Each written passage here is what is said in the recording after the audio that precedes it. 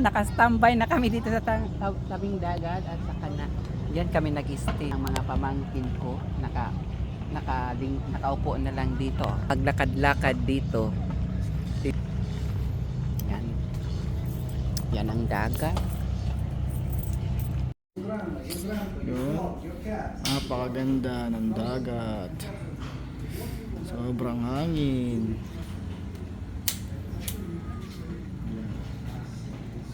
Napakalinis ang tubig. Swimming pool. Sa baba.